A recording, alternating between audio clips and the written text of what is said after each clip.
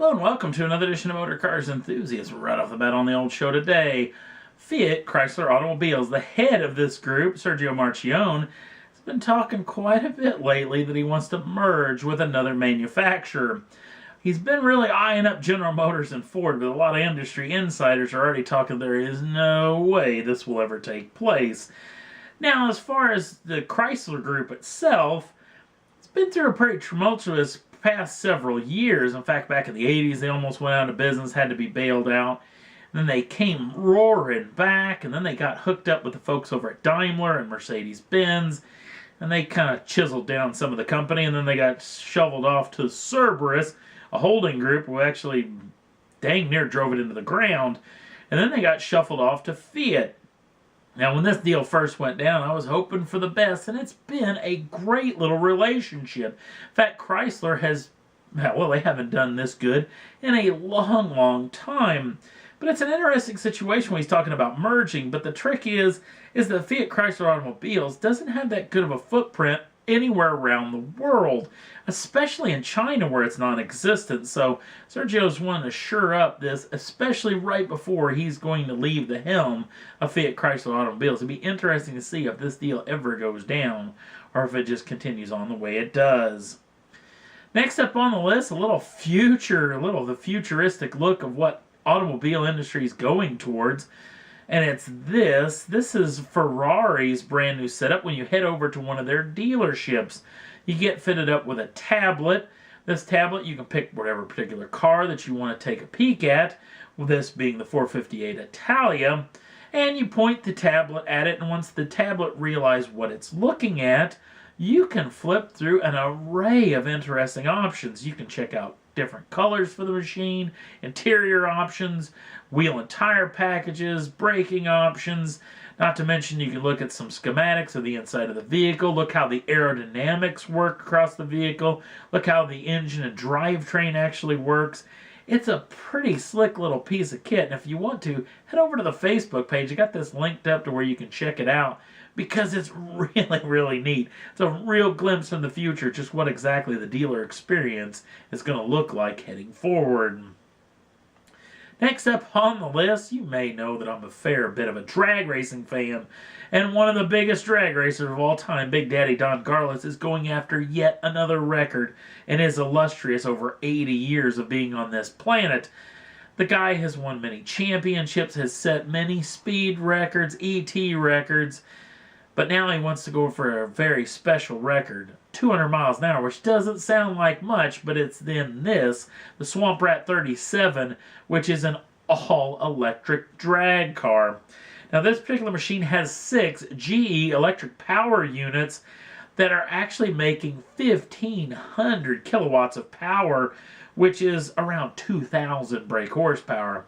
Now, they actually ran this car out in California a couple of times last year, but only got it up to 184 miles an hour. But they're going to be running this the last weekend in April in Brayton, Florida, to try to break this record, 200 miles an hour, for good. And I hope that they do this. Now, this isn't the quickest Big Daddy's ever gone in his entire life. He used to drive a Top Fuel car. In fact, came out of retirement to try to go over 300 miles an hour, which he did. His quickest lap in a Top Fuel car, which is making 10,000 brake horsepower. If you ever get a chance to see a nitro car run down a track, you need to go see it, because it is something to see in person. That lap was actually 4.788 seconds at 319.98 miles an hour, and that was the full quarter mile. They don't run the quarter mile anymore, actually, in nitro methane racing now, but it'll be very interesting, and hopefully he can break that record of 200 miles an hour in this all-electric dragster. Next up on the list, you may be tired of hearing about Jeremy Clarkson and of Top Gear, but it's been very slow since the New York Auto Show with news to talk about, so we're going to talk about this. Clarkson, you may remember from an episode of Top Gear several years ago where he drove a Rolls Royce into a swimming pool.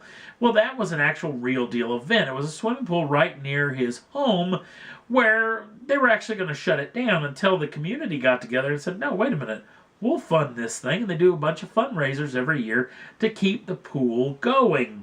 And this was all part of his deal when he showed it off on Top Gear. And Clarkson's been involved with the group ever since, in fact doing several charity auctions, even this year's charity auction.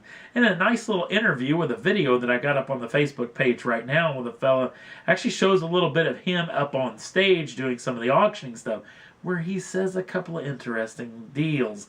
One of them talking about Top Gear and saying how it was no more, got a groan from the crowd, and he was like, "Don't worry, it'll be back, but maybe not on the BBC."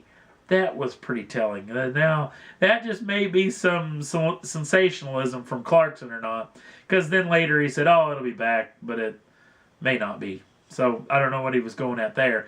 Another interesting little situation in the interview where they talked to him after the event, where he talked to a fella. The guy asked him, said, "Listen, why don't you, with all the time you have on your hands now, come down to the pool and be a lifeguard for a couple of days?"